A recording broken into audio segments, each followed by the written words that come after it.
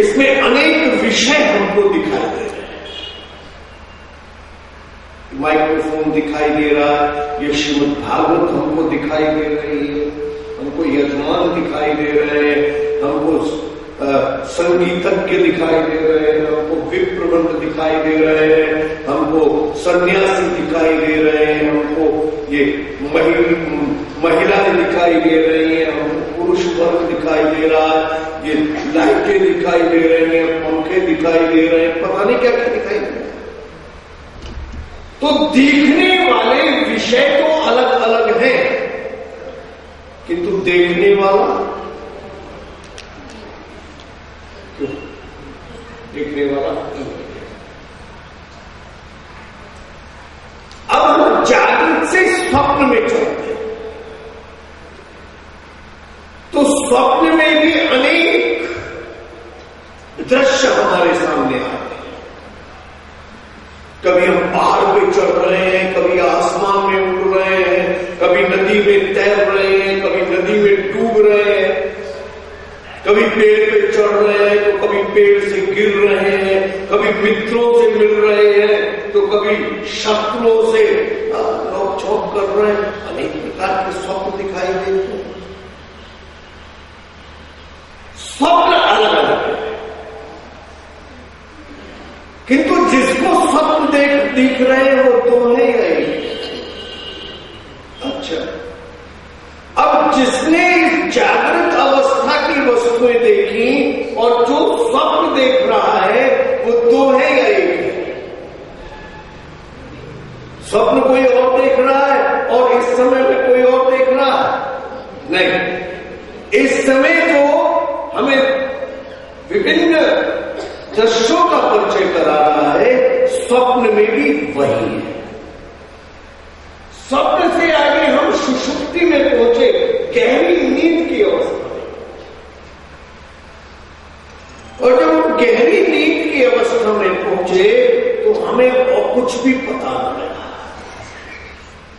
प्रातःकाल उठे और उठकर कहा गहरी नींद आई, मीठी नींद आई, पता भी न चला रात कब बीत गई, किसको पता नहीं चला।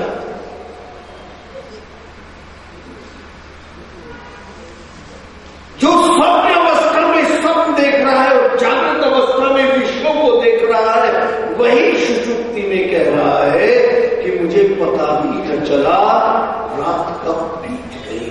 तो तीनों अवस्थाओं में जो है वो सत्य है।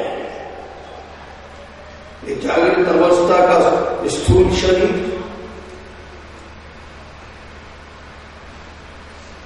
स्वप्न अवस्था का सूक्ष्म शरीर और सुषुप्ति अवस्था का कारण शरीर, ये अलग अलग हो सकते हैं, किंतु जो इन तीनों अवस्थाओं का अनुभव कर रहा है वो एक है, उसमें कोई परिवर्तन नहीं आया, उसमें कोई परिवर्तन नहीं आया। तो जिसमें परिवर्तन नहीं आया वो सत्य है और जिसमें परिवर्तन आ रहा है वो मिथ्या है। इसमें परिवर्तन आया वो मिथ्या है। इस संसार को अपने, इस संसार में क्षण क्षण परिवर्तन आता है या नहीं आता? हर क्षण परिवर्तन। अपने शरीर को ही देख लो, कल जब हमारा जन्म हुआ था तब हम माता की गोदी के असहाय थे। आज अब देखकर पुराण वाचन करता हूं और अगर अपने भविष्य को देखता हूं तो मगरमच्छ की विष्ठा मिलती है,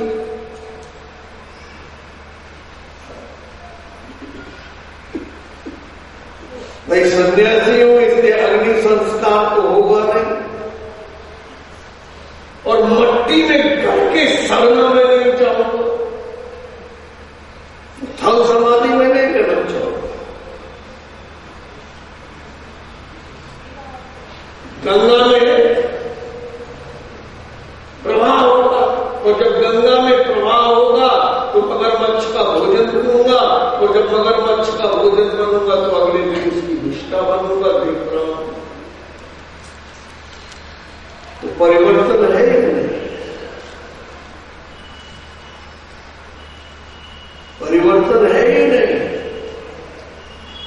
किंतु जिसका जन्म हुआ, जो बोल रहा है और जो मृत्यु को प्राप्त होगा, ये तीन अवस्थाएं अलग अलग हैं, किंतु उसमें कोई परिवर्तन नहीं है, उसमें कोई परिवर्तन नहीं है। तो इसके अंदर बैठकर जो बोल रहा है उस पर ध्यान देना चाहिए। इस शरीर का क्या है? ये असत्य है। इस असत्य का त्याग करके हम सत्य की ओर चले। यही तो मैं कल कह रहा था, असतो मां सत्य।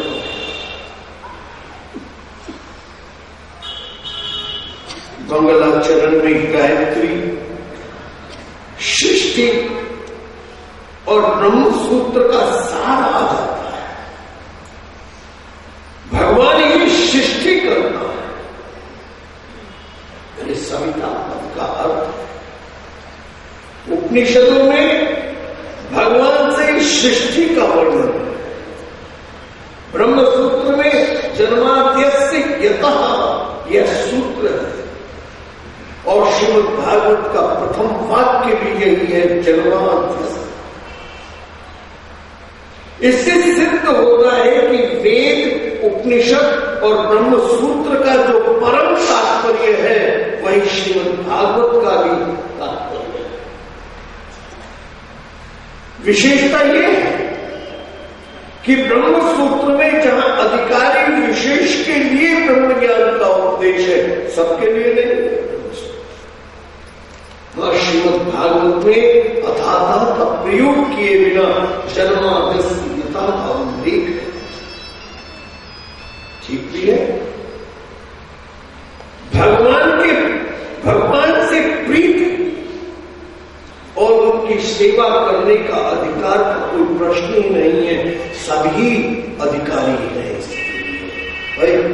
सब प्रेम करो भगवान से। भगवान से प्रेम करने के सभी अधिकारी हैं। ऐसा कोई नहीं है जो भगवान से प्रेम नहीं कर सकता या भगवान की सेवा नहीं कर सकता। सेवा करो। यही कारण है कि श्रीमद् भागवत के प्रारंभ में अथातः का प्रयोग नहीं है। मंगलाचरण में भगवत तत्व का स्वरूप स्पष्ट कर दिया है, जिससे ये दृश्यमान नाना रूपात्मक प्रपंचात्मक जगत का जन्म हुआ, स्थिति हुई और प्रलय होता है, वह सर्ववस्तु ही भगवान है। देखो, बिना सत्य के असत्य रह सकता है क्या? बोलो। असत्य को सत्य का आधार चाहिए। असत्य का अधिष्ठान सत्य है। बिना सत्य के असत्य रह नहीं सकता।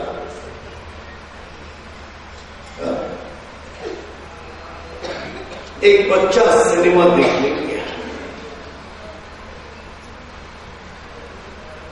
घर देर से पहुंचना स्वाभाविक था। पिताजी ने पूछा कहां गए थे? उन्होंने कहा कि कक्षा के बाद मास्टर जी से पढ़ने चला गया था।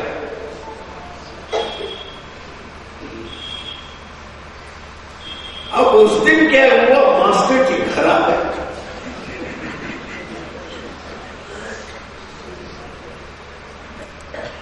पिताजी ने पूछा क्यों सर? आज मैं आपसे पढ़ने आया था। उन्होंने कहा मेरे पास तो आया नहीं।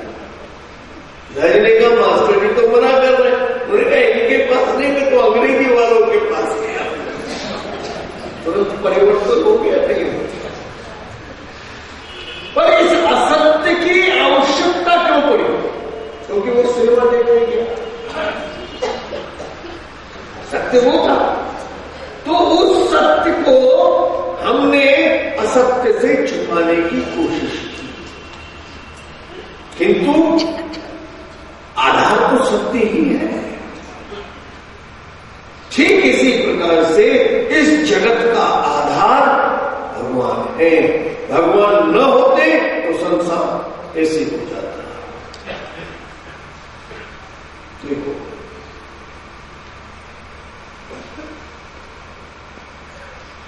कोई व्यक्ति पिता कब बनता है? जब उसके पुत्र या पुत्री हो जाए तभी तो। उसके ना पुत्र है ना पुत्री है वो पिता हो सकता है?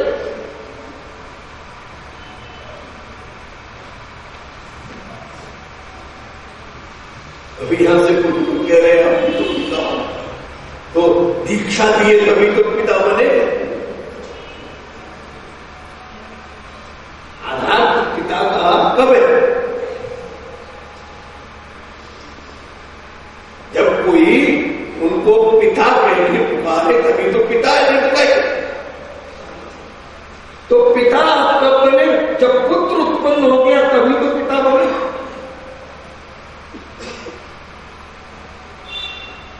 तो पुत्र न होगा, पुत्री न होगी तो आप पिता होगा नहीं।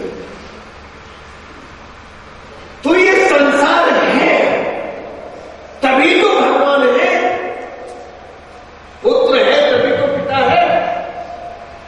तो ये संसार है इसलिए तो वो पिता है। अगर ये संसार न होता तो वो पिता कौन?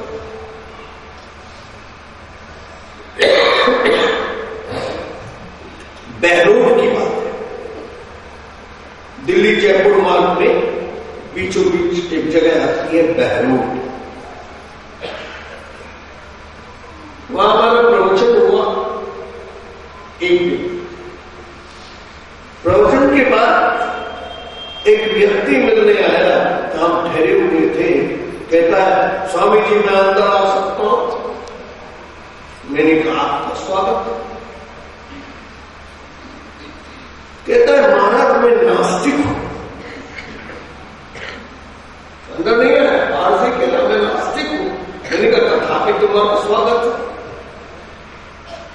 उन्होंने कहा महाराज आप एक नास्तिक का स्वागत करने को तैयार है? मैंने कहा उसने कहा क्यों? मैंने कहा भाई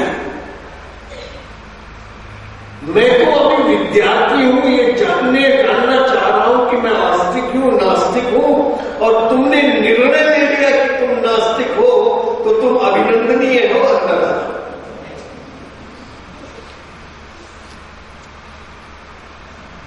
वो कुछ घबरा क्यों उसे ऐसे उत्तर की आशा है तो बहस करने आया। मैंने कहा ये, उसने कहा ये बात नहीं है महाराज कि मैं निर्णय ले लिया। मैंने कहा फिर क्या बात है? उन्होंने कहा मैं ईश्वर को नहीं मानता इसलिए नास्तिक कह रहा हूं अपने आप। मैंने कहा ईश्वर को बिल्कुल नहीं मानते? उनका नहीं। मैंने कहा तब तुम्हारा अभिनंदन करना पड़ेगा, तो निश्चित अभिनंदन करना पड़ेगा। उसने कहा महाराज ईश्वर को न मानने वाले का अभिनंदन करेंगे आप? मैंने कहा उन्हें कहा क्यों? मैंने कहा दो ही व्यक्ति संसार में ऐसे हो सकते हैं जो ये कहे मैं ईश्वर को नहीं मानता। पहला मूर्ख। तो मैंने कहा तुम्हारे शहर में तुम्हें मूर्ख कहने का साहस में नहीं जुटा। तो मेरे में किसी को मूर्ख कहो मैं और वो मेरा सिर फोड़ दे। तो किसी के शहर में किसी को मूर्ख कहना बड़ा कठिन काम होता। इसमें अनेक विषय हमको दिखाई दे रहे हैं। माइक्रोफोन दिखाई दे रहा है, ये श्रीमद् भागवत हमको दिखाई दे रही है, हमको यजमान दिखाई दे रहे हैं, हमको संगीतज्ञ दिखाई दे रहे हैं, हमको विप्रबंध दिखाई दे रहे हैं, हमको सन्यासी दिखाई दे रहे हैं, हमको ये महिलाएं दिखाई दे रही हैं, हमको पुरुष वर्ग दिखाई दे रहा है, ये लाइटें दिखाई दे रही हैं, पंखे दिखाई दे रहे हैं, पता नहीं क्या क्या दिखाई दे रहा है। तो दिखने वाले विषय तो अलग अलग हैं, किंतु देखने वाला क्यों? देखने वाला अब हम जागृत से स्वप्न में चलते हैं, तो स्वप्न में भी अनेक दृश्य हमारे सामने आते हैं। कभी हम पहाड़ पे चढ़ रहे हैं, कभी आसमान में उड़ रहे हैं, कभी नदी में तैर रहे हैं, कभी नदी में डूब रहे हैं, कभी पेड़ पे चढ़ रहे हैं तो कभी पेड़ से गिर रहे हैं, कभी मित्रों से मिल रहे हैं तो कभी शत्रुओं से नोक झोंक कर रहे हैं। अनेक प्रकार के स्वप्न दिखाई देते हैं। स्वप्न अलग अलग है, किंतु जिसको स्वप्न दिख रहे हैं वो दो नहीं रहे। अच्छा, अब जिसने जागृत अवस्था की वस्तुएं देखी और जो स्वप्न देख रहा है वो दो है या एक है? स्वप्न कोई और देख रहा है और इस समय में कोई और देख रहा है? नहीं, इस समय तो हमें विभिन्न दृश्यों का परिचय करा रहा है, स्वप्न में भी वही है। स्वप्न से आगे हम सुषुप्ति में पहुंचे, गहरी नींद की अवस्था में, और जब हम गहरी नींद की अवस्था में पहुंचे तो हमें और कुछ भी पता नहीं लगा। प्रातःकाल उठे और उठकर कहा गहरी नींद आई, मीठी नींद आई, पता भी न चला रात कब बीत गई, किसको पता नहीं चला।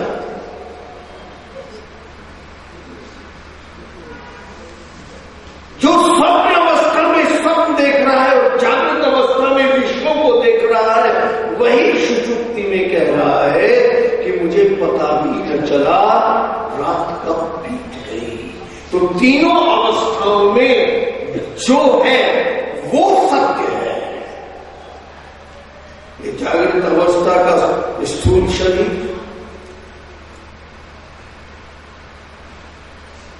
स्वप्न अवस्था का सूक्ष्म शरीर और सुषुप्ति अवस्था का कारण शरीर, ये अलग अलग हो सकते हैं, किंतु जो इन तीनों अवस्थाओं का अनुभव कर रहा है वो एक है, उसमें कोई परिवर्तन नहीं आया, उसमें कोई परिवर्तन नहीं आया। तो जिसमें परिवर्तन नहीं आया वो सत्य है और जिसमें परिवर्तन आ रहा है वो मिथ्या है। इसमें परिवर्तन आया वो मिथ्या है। इस संसार को अपने, इस संसार में क्षण क्षण परिवर्तन आता है या नहीं आता? हर क्षण परिवर्तन। अपने शरीर को ही देख लो, कल जब हमारा जन्म हुआ था तब हम माता की गोदी के असहाय थे। आज मैं फिर कर पुराण वाचन करता हूं और अगर अपने भविष्य को देखता हूं तो मगरमच्छ की विष्ठा मिलती है।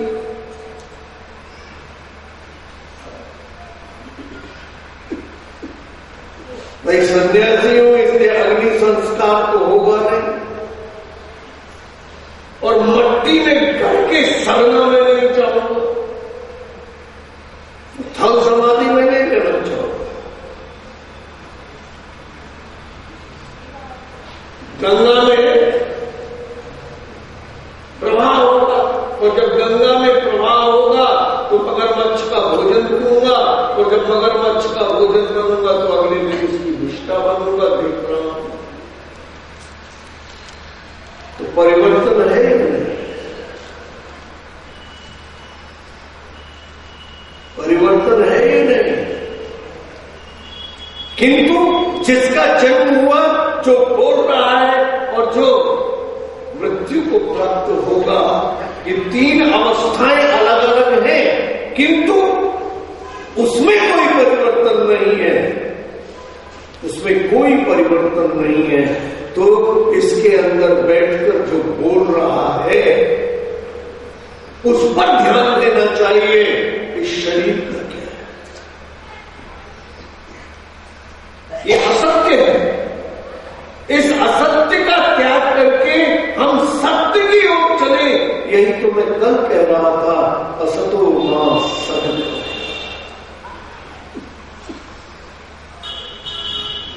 मंगलाचरण में गायत्री, सृष्टि और ब्रह्म सूत्र का सार आ जाता है। भगवान ही सृष्टि करता है। सविता पद का अर्थ है। उपनिषदों में भगवान से सृष्टि का वर्णन है। ब्रह्म सूत्र में जन्माद्यस्य यतः, यह सूत्र है। और श्रीमद् भागवत का प्रथम वाक्य भी यही है, जन्माद्यस्य। इससे सिद्ध होता है कि वेद, उपनिषद और ब्रह्म सूत्र का जो परम तात्पर्य है वही श्रीमद् भागवत का भी तात्पर्य है। विशेषता यह है कि ब्रह्म सूत्र में जहां अधिकारी विशेष के लिए ब्रह्म ज्ञान का उपदेश है, सबके लिए नहीं। वह श्रीमद् भागवत में अथाता का प्रयोग किए बिना जन्माद्यस्यता का उल्लेख है। ठीक भी है। भगवान से प्रीति और उनकी सेवा करने का अधिकार का कोई प्रश्न ही नहीं है। सभी अधिकारी हैं भाई। सब प्रेम करो भगवान से। भगवान से प्रेम करने के सभी अधिकारी हैं। ऐसा कोई नहीं है जो भगवान से प्रेम नहीं कर सकता या भगवान की सेवा नहीं कर सकता। सेवा करो। यही कारण है कि श्रीमद् भागवत के प्रारंभ में अथाता का प्रयोग नहीं है। मंगलाचरण में भगवत तत्व का स्वरूप स्पष्ट कर दिया है, जिससे यह दृश्यमान नाना रूपात्मक प्रपंचात्मक जगत का जन्म हुआ, स्थिति हुई और प्रलय होता है, वह सर्ववस्तु ही भगवान है। देखो, बिना सत्य के असत्य रह सकता है क्या? बोलो। असत्य को सत्य का आधार चाहिए। असत्य का अधिष्ठान सत्य है। बिना सत्य के असत्य रह नहीं सकता।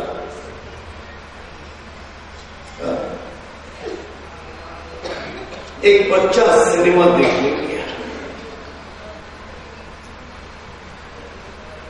घर देर से पहुंचना स्वाभाविक था। पिताजी ने पूछा कहां गए थे? उन्होंने कहा कि कक्षा के बाद मास्टर जी से पढ़ने चला गया था।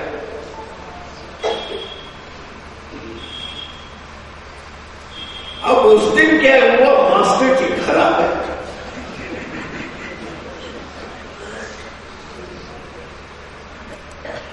पिताजी ने पूछा क्यों सर? आज मैं आपसे पढ़ने आया था। मैंने कहा मेरे पास तो आया। ने कहा मास्टर जी तो मना कर रहे हैं। उन्होंने कहा इनके पास नहीं, मैं तो अंग्रेजी वालों के पास गया। तुरंत परिवर्तन हो गया नहीं। पर इस असत्य की आवश्यकता क्यों पड़ी? क्योंकि वो सिनेमा देखने गया, सत्य वो था। तो उस सत्य को हमने असत्य से छुपाने की कोशिश की, किंतु आधार तो सत्य ही है। ठीक इसी प्रकार से इस जगत का आधार भगवान है। भगवान न होते तो संसार कैसे हो जाता? देखो,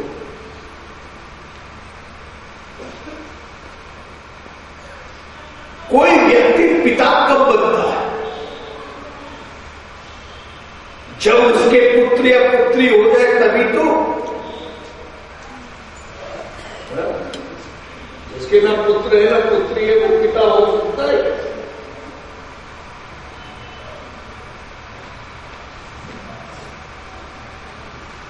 अभी यहां से कुछ लोग कह रहे हैं अभी तो पिता हो, तो दीक्षा दिए तभी तो पिता बने।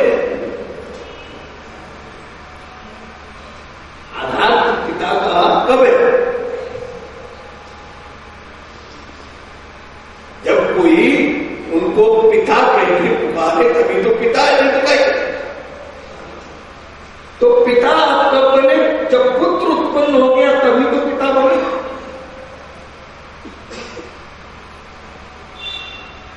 तो पुत्र न होता, पुत्री न होगी तो आप पिता हो गए। तो ये संसार है तभी तो भगवान है, पुत्र है तभी तो पिता है। तो ये संसार है इसलिए तो वो पिता है। अगर ये संसार न होता तो वो पिता कौन?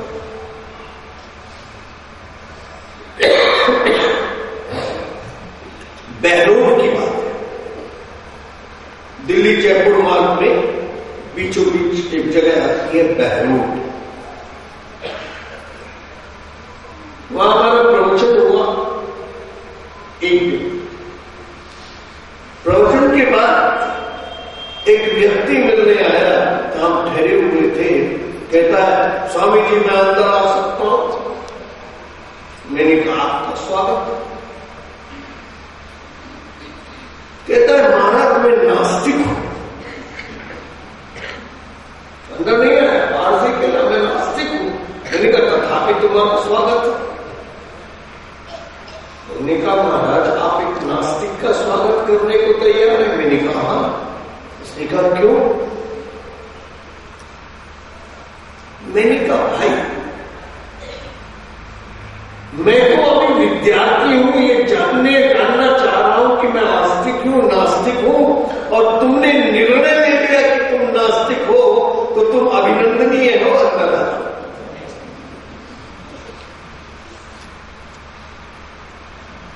वो कुछ घबरा क्यों? उसे ऐसे उत्तर की आकांक्षा नहीं तो बहस करने आया।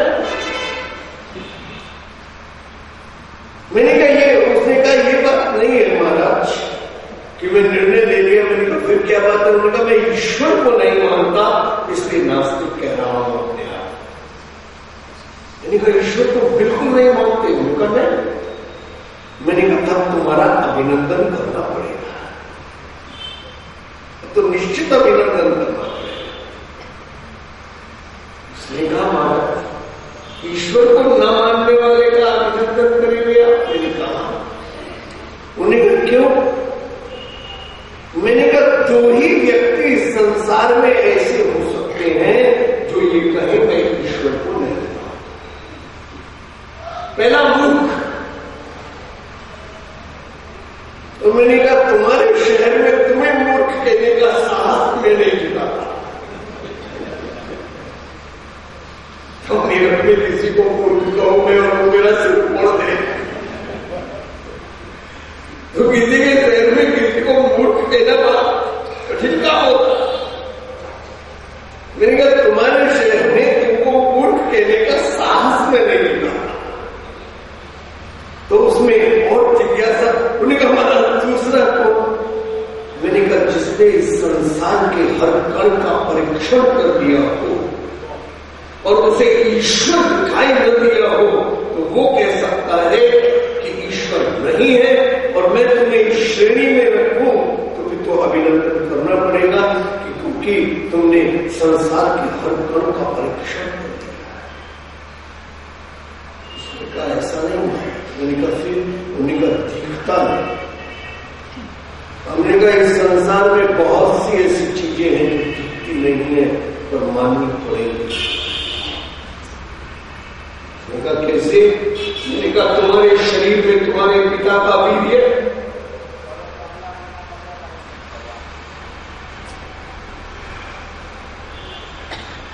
तुम्हारा शरीर वही तो है, it is that, can you deny? आपका जो शरीर है आपके पिता के ओज का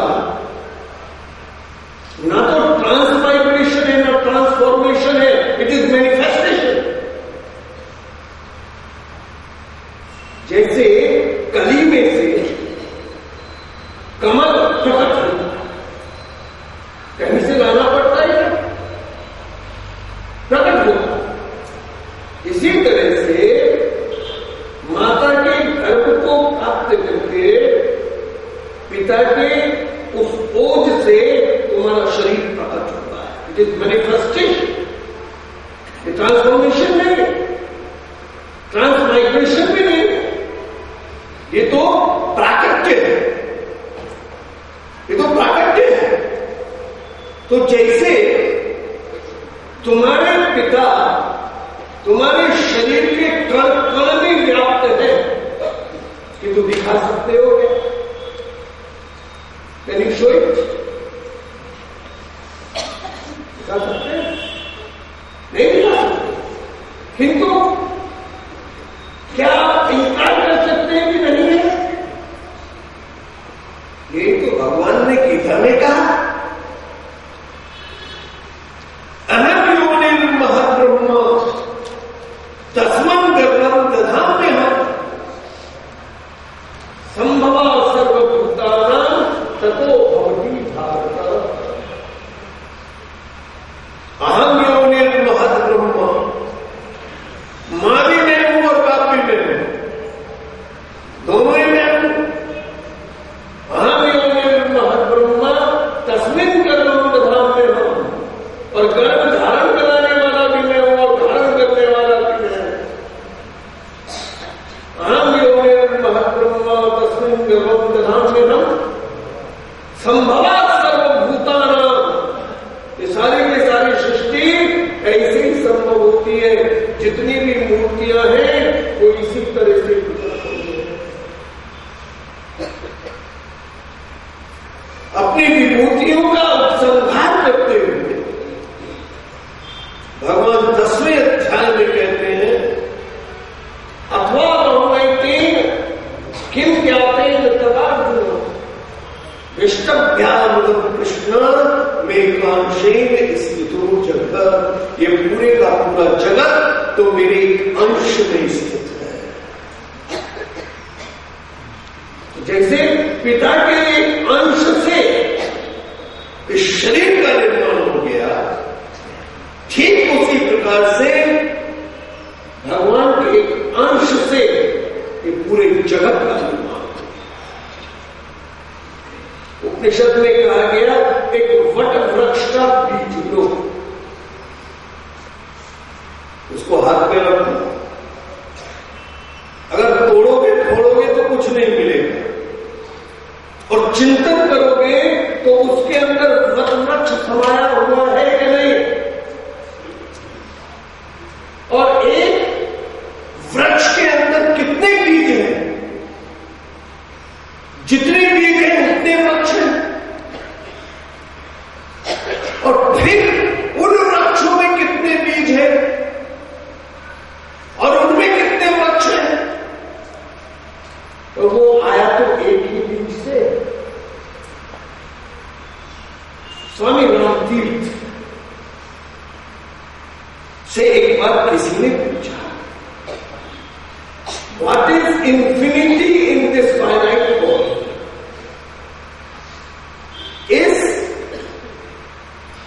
इस स्थूल शरीर में, इस नाशवान शरीर में वो अमर तत्व क्या है, अमृत तत्व क्या है?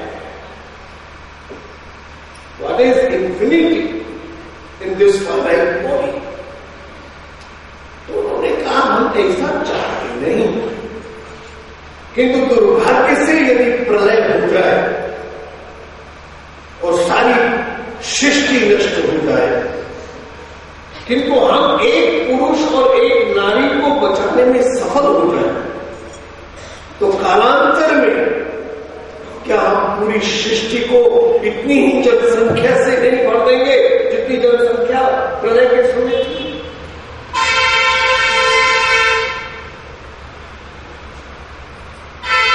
The power of creation is infinity in us.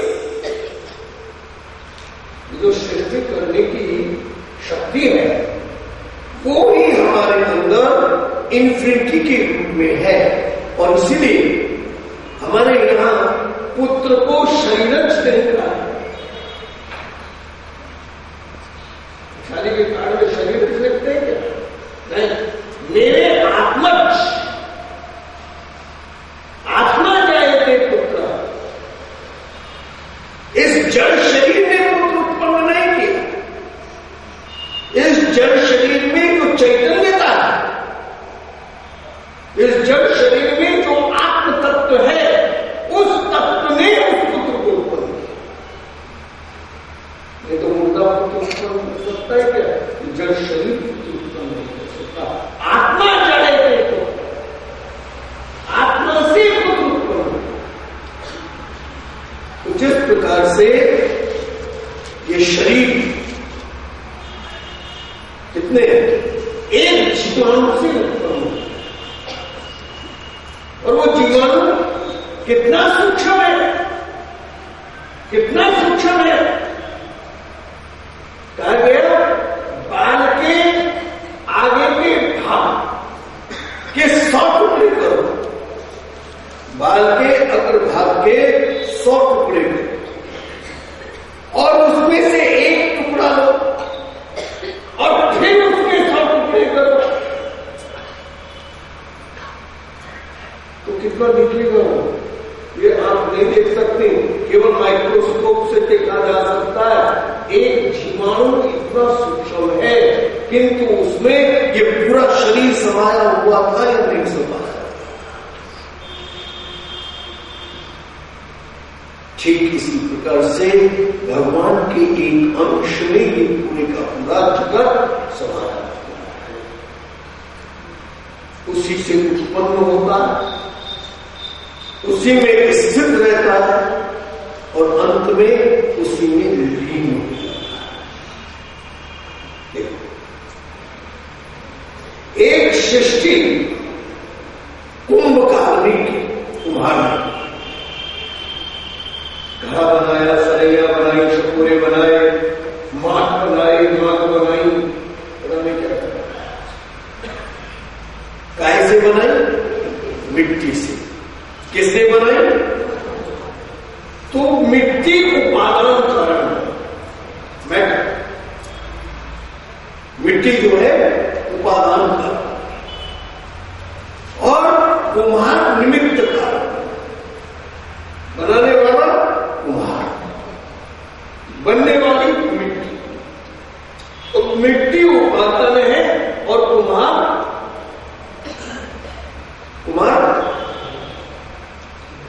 निमित्त कारण। अब एक सृष्टि मकड़ी ने जाला बनाया, और काय से बनाया? अपने अंदर से एक रस को प्रकट करके उसमें जाला। तो मकड़ी जाले की निमित्त कारण भी है और उपादान कारण भी है। तो निमित्तोपादान कारण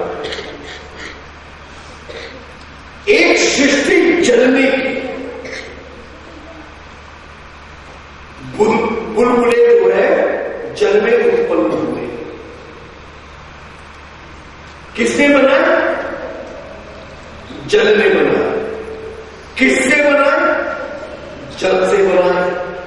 तो जल बुलबुलों का अभिन्न निमित्तोपादान कारण है, अभिन्न है। जाल में तो मकड़ी जाल नहीं बनी, मकड़ी के अंदर से एक रस प्रकट हुआ तो जाला बना। किंतु बुलबुले में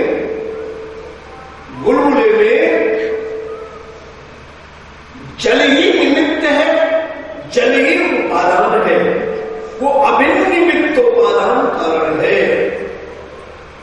जैसे जल ने बुलबुला बनाया, जल में बुलबुला स्थित रहा और जल में ही बुलबुला लीन हो गया, ठीक इसी प्रकार से भगवान ने ही सृष्टि बनाई, भगवान ही सृष्टि में को स्थित रखते हैं अपने अंदर और अंत में अपने में ही लीन कर देते हैं।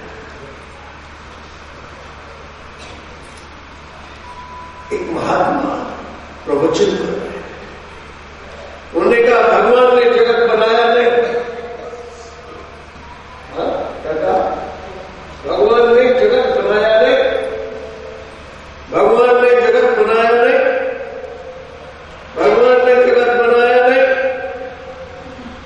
10-20 बार के गए श्रोताओं का धैर्य टूट गया। उन्होंने कहा एक ही बात। तो एक महात्मा खड़े हो गए, उन्होंने कहा महात्मा जी, भगवान ने जगत नहीं बनाया तो आपने बनाया? उन्होंने कहा पूरी बात सुनो, भगवान ने जगत बनाया नहीं, भगवान जगत बन गए। भगवान ने जगत बनाया नहीं, भगवान जगत बन गए। जैसे बुलबुला क्या है? पानी है, उसी में स्थित है और उसी में लीन होता है। ठीक इसी प्रकार से यह संसार भगवान से जन्मा, उसी में स्थित रहता है और उसी में लीन हो जाता है, जिससे इस जगत प्रपंच का जन्म होता है, स्थिति होती है और उसमें लय हो जाता है। वो सद वस्तु ही भगवान है। बुलबुले का जन्म हुआ, जल का नहीं, जल तो पहले से ही। बुलबुले की स्थिति है, जल की नहीं, जल तो पहले से ही। बुलबुला ही लीन होता है जल में, जल तो जल ही है। ठीक इसी प्रकार से इस जगत प्रपंच का जन्म होता है। ये जगत प्रपंच स्थित रहता है और ये जगत प्रपंच लीन हो जाता है। भगवान तो भगवान है, वो तो पहले भी थे, अब भी है और हमेशा ही रहेंगे।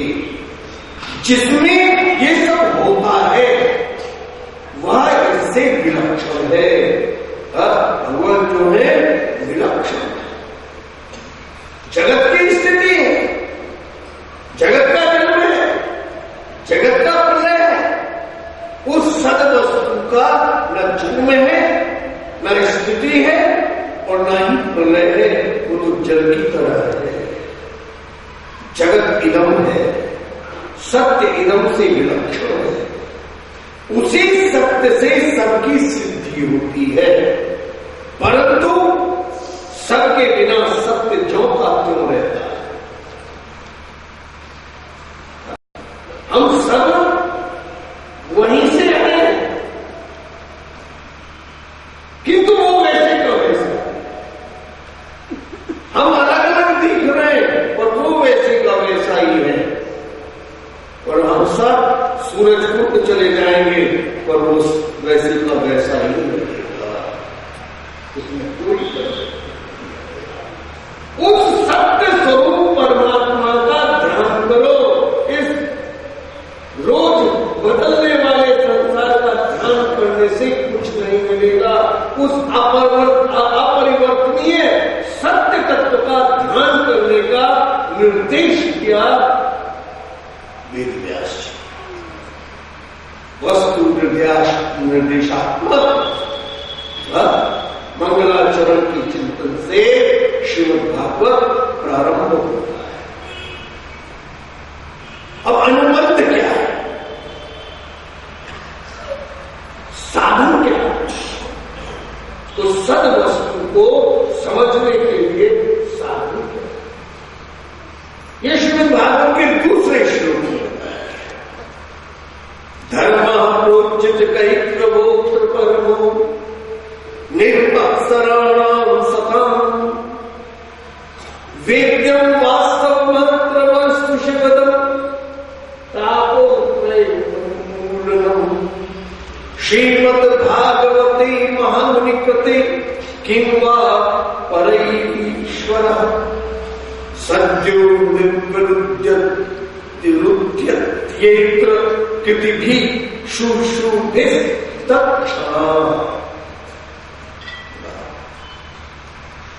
कहते भाई निर्मत्सर हो जाओ, बस ईर्षा रहित हो जाओ। तो ईर्षा रहित कब होगे? जब काम क्रोध लोभ मोह मद को पहले जीत लोगे, तभी निर्मत्सर होगा जा सकता है। तो यहां निर्मत्सर होने का अर्थ यह है कि शत विकारों पर विजय प्राप्त करो। जब शत विकारों पर विजय प्राप्त करोगे तभी तो कृष्ण आएंगे। वसुदेव जी क्या? हमारा शुद्ध अंतःकरण, और देवकी क्या है? हमारी सात्विक बुद्धि।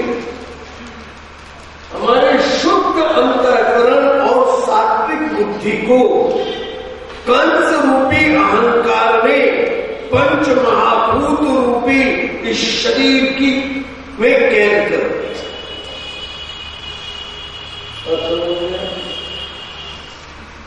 हमारा शुद्ध अंतःकरण और सात्विक बुद्धि कंस रूपी अहंकार के द्वारा पंच महाभूत के बने हुए इस शरीर में कैद हुए।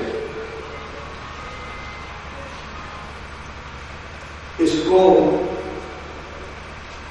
कैसे हम पुनः प्रतिष्ठापित करें अपने स्वरूप में? तो पहले 6 पुत्रों को मरवाना होगा। काम क्रोध लोभ मोह मद और मत्सर, ये 6 पुत्र। इसलिए अनुबंध में कहा गया कि पहले 6 पुत्रों को मरवाओ, अर्थात निर्मत्सर हो जाओ। ईर्षा, अच्छा कुछ मिलता है किसी से ईर्षा करके? बोलो, किसी से भी ईर्षा करो मिलेगा कुछ तुम्हें? हमारे दिमाग की फालतू एक्सरसाइज है ईर्षा। मिलना जुलना कुछ नहीं।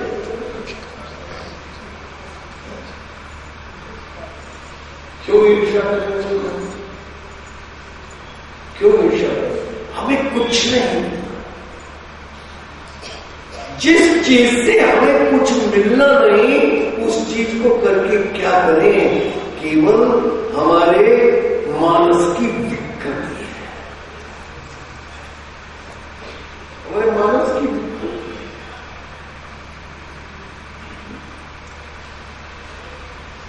ईर्षा करने के बजाय हमको उससे अच्छे काम करने प्रारंभ कर देने चाहिए। तो वो ईर्षा करेगा हमसे, हम तो ईर्षा करेंगे। क्यों? एक लाइन खींची, कहते और बीरबल से कहा इसको छोटा करो,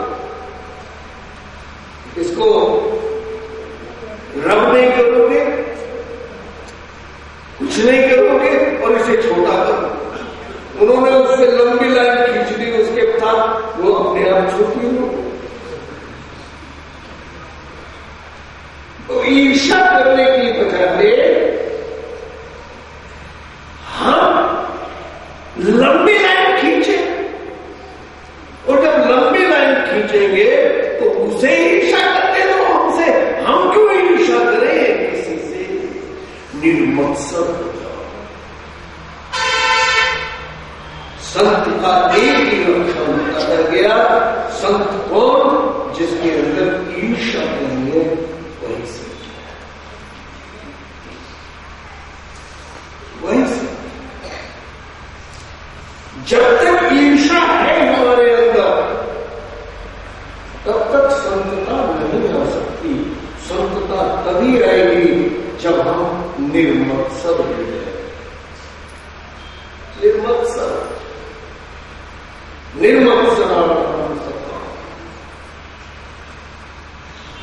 और निर्मत्सर होके क्या करो? निष्काम भक्ति।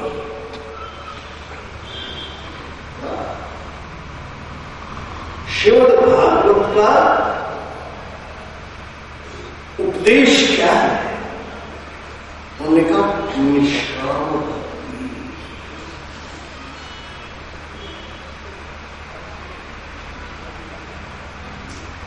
ईश्वर स्वरूप धर्म का निरूपण किया गया है।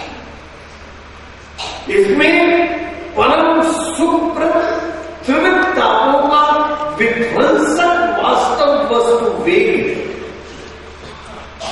अन्य शास्त्र और इसमें वर्णित साधनों में भी क्या ईश्वर हृदय में तत्क्षण ही स्थित किया जा सकता है?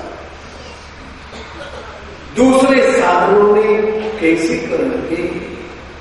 परंतु इस पुण्य श्लोक में सुनने मात्र की इच्छा से, अभी सुना नहीं है, अभी तो सुनने की इच्छा बनाई है हमने, अभी सुना नहीं है, अभी तो सुनने मात्र की इच्छा बनाई है। और जब श्रीमद् भागवत श्रवण करने की इच्छा किसी में हो जाती है तो भगवान हमारे हृदय में ऐसे आकर कैद हो जाते हैं जैसे हवड़ा बगल पोष में कैद हो जाता है। सुनने की इच्छा बनाने का शुभ शुभ शुभ फिर तत्क्षण श्रवण करने की इच्छा मात्र से महामुनि श्रीमद् नारायण और नारायण अवतार व्यासकृत इस भागवत में कपट रहित परम धर्म का प्रतिपादन किया गया है, जो दैविक और भौतिक तीनों तापों का उच्छेदक, गुणों के दोष दर्शन न करने वाले सत्पुरुषों के लिए परम कल्याणकारी, परम सत्य, इसमें जानने योग्य है। इसको सुनने की इच्छा होते ही परमात्मा तत्क्षण हृदय में आकर कैद हो जाता है।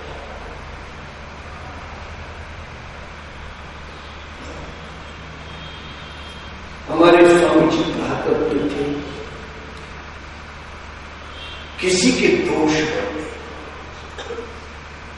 वो यहां तक कहते थे अपने भी दोष नहीं। स्वदोष अनुसंधान भी भगवत प्राप्ति में बात है। देखो, दूसरों के दोष देख तो क्या करो? दोष का चिंतन तुम्हारे अंदर दोष उत्पन्न कर देगा।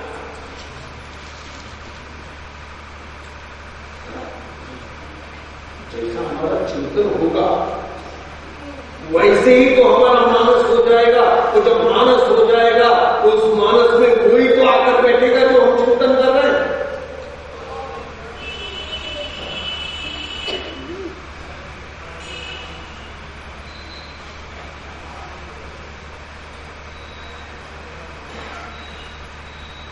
अब एक उंगली उठी,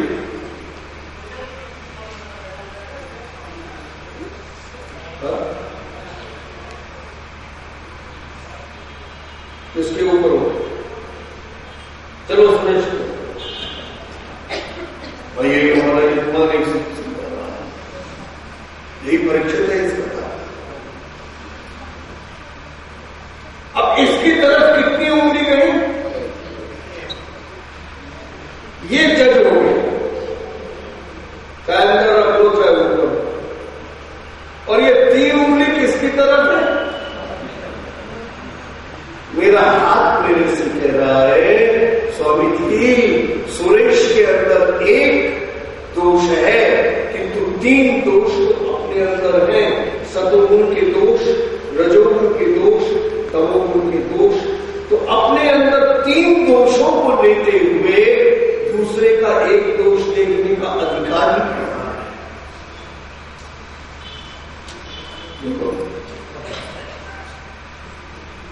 जब 3 दोष हमारे अपने अंदर है तो दूसरे का एक दोष देखने का अधिकार है, इसलिए दूसरे के दोष देखो ही ना।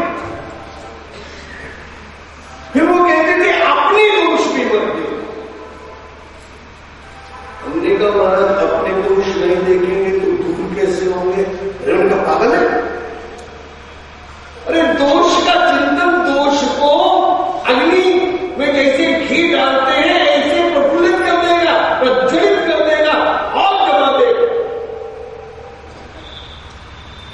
इसलिए दोष का चिंतन मत। फिर उन्होंने कहा जितनी देर तुम दोष का चिंतन करने में लगाओ उतनी देर भगवान का चिंतन कर लो तो भगवान के गुण उस दोष को समाप्त कर।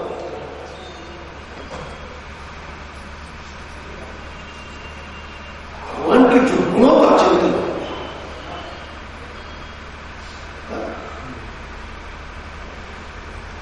तो जब भगवान के गुणों का चिंतन होगा तो भगवान के गुण तुम्हारे अंदर आने लगेंगे, प्रवाह तुम्हारे अंदर फिर दोषों का नहीं, प्रवाह किसका होने लगेगा? गुणों का प्रवाह होने लगेगा। और जब गुणों का प्रवाह होने लगेगा तो दोष अपने आप समाप्त हो जाएगा।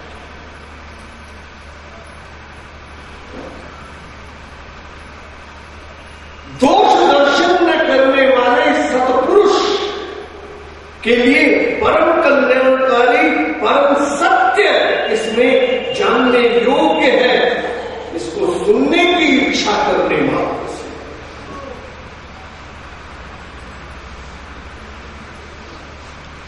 अभी सुना नहीं, केवल सुनने की इच्छा अगर हमने कर ली उतने मात्र से भगवान हमारे हृदय में